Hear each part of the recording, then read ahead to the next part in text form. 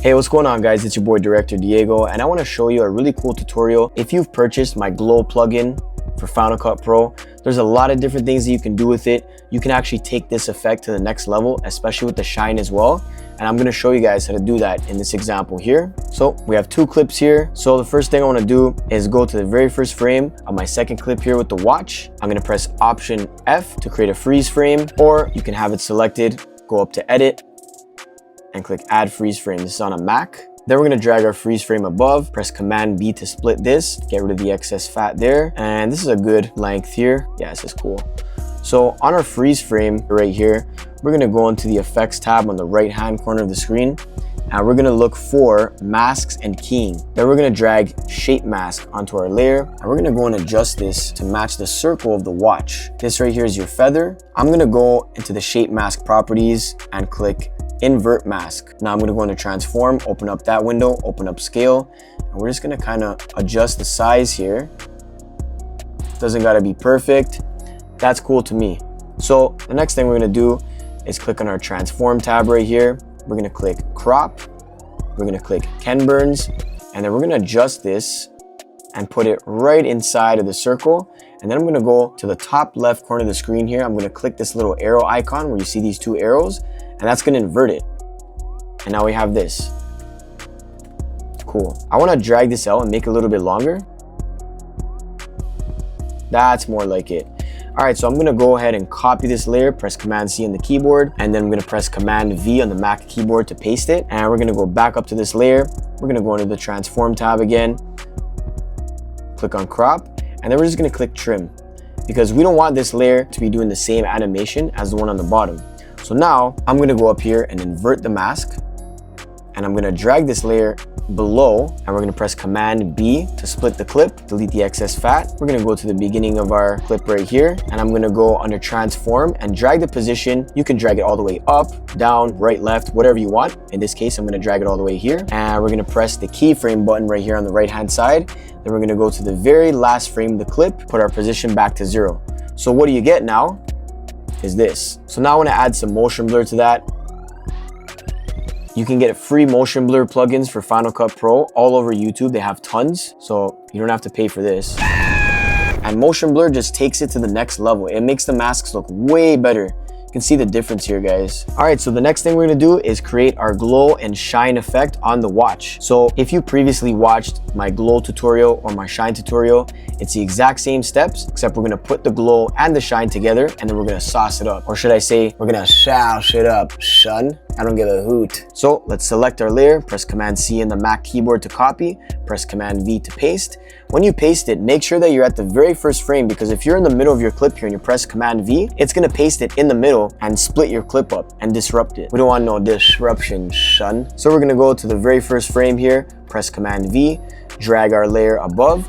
We're gonna right click on our layer, rename clip, and we're gonna name it glow. Boom, perfect. So let's go ahead and create the shine first. So we're gonna go to our effects tab right here. We're gonna select blur, and we're gonna drag our zoom blur onto the top glow layer. Now under our properties here, we're gonna change the look from uniform to variable, and boom, that's essentially the effect right there, guys. It's so easy. All right, so under our blend mode, we're gonna change it from normal to screen. Really cool. I wanna animate the center here, so I'm gonna go to the very beginning of our clip, and under center, we're gonna keyframe it and drag it all the way to the end. You know what, that's pretty cool. I barely wanna move this, maybe a little bit, like that. That's it. And what do we have? Sick. That's dope. So now I just want to animate the shine. We're going to go under opacity, drag it all the way down, keyframe it. You can go as many frames forward as you'd like. I just like to press play and kind of feel it out. Drag your opacity all the way up to 100, and this is what you have. Sick. All right, so now we're going to add a little bit of glow. It doesn't need too much. You can purchase my glow plugin for Final Cut Pro in the description below on my website. Let's go a few frames forward, because then we can actually see the glow and everything and the shine. So I'm gonna bring my exposure up. This is already looking really cool, guys. And under tint, I'm gonna drag it all the way up.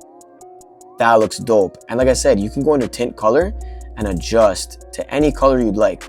But I'm gonna keep it with the normal tint color because it blends in with the scene. The way that this scene is color graded is kind of like an Arctic blue. So this light Arctic blue really matches. So I like this. I just want to adjust the glow softness here. There's a bunch of different parameters that you can adjust here.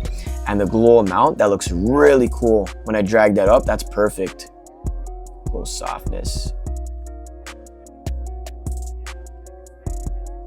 That's dope. That's sick. Okay, cool. I'm really happy with this. And we're gonna drag our exposure down and just adjust it to how you'd like. I think that's cool right there. We already went and keyframed the opacity. So now what we have is this. Really cool, guys. So all we're missing now is this sort of distortion impact shake that I figured out how to do for Final Cut Pro because I've only seen other creators do it for After Effects. So I'm gonna show you guys how to do it in Final Cut Pro. I'm giving you guys all the sauce. So we're gonna go all the way up here to our titles and generators sidebar. We're gonna click titles at the top. We're gonna drag an adjustment layer 1 frame before. Okay, this is key, guys. 1 frame before the clip starts. Go and delete the excess fat here. We're gonna go to the very beginning of our adjustment layer and we're gonna go under the effects tab, click on all, and we're gonna search underwater. This is a free built-in plugin that comes with Final Cut Pro. We're gonna adjust the size kind of to something around here where it's warped enough. We're gonna keyframe the size, keyframe the refraction. You can go a few frames forward, whatever your personal preference is. It also depends on the speed of the clip as well. I'm just gonna press play and feel it out. That's cool. Then we're gonna drag our size all the way up, and then I'll go 1, 2, 3 more frames forward just to kind of let it fade out. And we're gonna drag our refraction all the way down. So now what you have is this. That's dope. So the next plugin we're gonna use is RN Shake from a talented Final Cut Pro creator. His name is Ryan Nangle. I'm gonna drop the link to his YouTube channel in the description below so you guys can go follow him, check out all his tutorials, his amazing plugins and effects. Ryan Nangle, absolute fucking beauty, bud. That's how we say it in Canada. Unfortunately, this plugin is not free. You're gonna have to purchase it from his website. But like I said, I'll drop the link in the description below. The prices are really reasonable. And once you have the effect downloaded, we're gonna go ahead and click it and we're gonna drag in the bounce. Now you have a ton of parameters here that you can adjust. But me personally, I love the way that the effect is. When I just drag it in, I don't change anything. It just depends on what I'm looking to do. But for this type of plugin, this bounce as is, that's perfect. The speed, the timing, everything. That looks dope, guys. So I'm gonna drag in my Director Diego Glow. And I'm gonna raise the exposure so we can see what we're doing better here. I wanna raise the tint all the way to full max capacity. I wanna raise the intensity as well. I'm gonna raise the glow amount and the glow softness and the glow size as well. I think that's dope. I really like that. I'll even adjust the color mix too, if you wanna get super bougie there. And now we're gonna go and keyframe all the parameters that we selected except the tint because I don't wanna play with that. So our exposure, glow size, not the softness or the amount, but the intensity as well, and the color mix. Now, like I said, you can go as many frames forward as you need to. It just depends on the speed and the timing of your clip and what you're looking to do. But I'm just gonna press play and feel it out.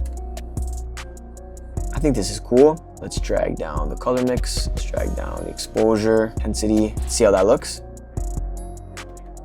That's dope. And there it is, guys. This is how you do this type of sauce in Final Cut Pro. I really hope this tutorial helped you guys out. If you guys would like to see some more Final Cut Pro tutorials and sauce, make sure to comment below and let me know what effect you'd like me to show you guys how to do next. And I'll see you guys in the next tutorial. Bless up your blood clot!